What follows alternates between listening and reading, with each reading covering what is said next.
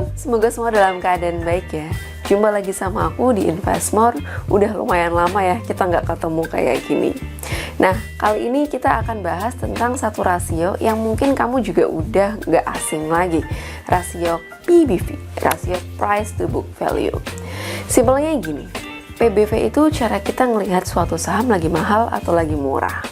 Nah, PBV itu dihitung dari harga yang ada di pasar dibagi dengan nilai bukunya. Nilai buku atau book value per share itu sama aja, itu merupakan jumlah modal yang ada dalam setiap lembar saham. Misalnya gini nih, nilai saham itu di pasar adalah Rp1.000, sementara nilai bukunya itu 700. Artinya, pasar mengapresiasi saham ini lebih tinggi daripada nilai bukunya. 1.000 lebih tinggi daripada 700. Artinya saham ini masih bisa dikategorikan sebagai saham yang lebih bonafit karena dengan modal 700 itu bisa menghasilkan nilai Rp1.000. Gampangnya book value itu merupakan besaran nilai yang bakal didapat kalau perusahaan itu dilikuidasi. Kalau dilikuidasi lo ya. Nah, book value atau nilai buku ini tadi juga punya rumus tersendiri. Rumusnya itu ekuitas dibagi dengan jumlah saham yang ada atau yang beredar di pasaran. Makanya itu sering banget disebut kalau PBV di atas 1 itu harganya sudah mahal dan PBV yang di bawah 1 itu harganya masih murah. Masalahnya adalah banyak saham-saham bagus yang PBV-nya itu sekarang udah lebih dari 1. Misalnya aja ketika video ini dibuat, PBV Antam itu udah 2 kali. Terus PBV Tins itu ada 1,2 kali. PBV BNI juga 1,2 kali. Sementara PBV dari BBCA itu ada di 4,71 kali. Terus gimana dong milihnya kalau semua saham-saham itu PBV-nya udah lebih dari 1? Tenang. Sebenarnya kita nggak harus patokan sama PBV yang nilainya harus 1 kok. Bisa aja loh PBV yang lebih dari 1, tapi kita masih bisa katain bahwa saham itu masih murah. Loh, kok bisa? Ini kesalahan yang sering banget kita lakuin.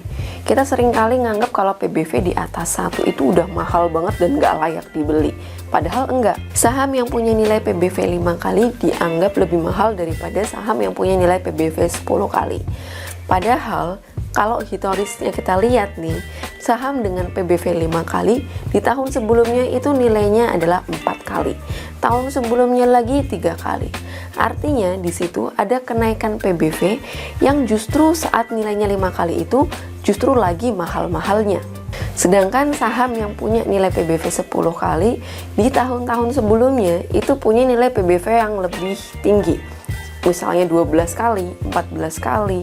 Nah, di situ kita bisa lihat nih, ada penurunan PBV yang mengartikan kalau di tahun ini, di yang PBV 10 kali ini merupakan tahun yang sedang murah-murahnya nih untuk saham ini.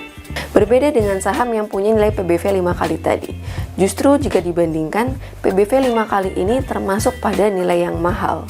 Jadi, meskipun yang satunya punya nilai PBV lebih tinggi, tapi faktanya nilai PBV yang 10 kali tadi lebih murah karena punya historis yang menurun. Sementara yang 5 kali itu historisnya meningkat. Jadi jangan gampang tergiur dengan PBV yang murah ya. Nah, kesalahan kedua yang sering kali kita lakuin adalah kita sering membandingkan dua perusahaan yang sejenis yang masih dalam satu industri. Loh, ternyata salah ya. Setiap perusahaan itu punya nilai yang berbeda-beda, punya manajemen yang beda, punya produk pun pasti beda. Bisa aja industrinya sama, tapi balik lagi, pasti punya market yang berbeda juga. Misalnya nih, ada LPPF sama MAPI.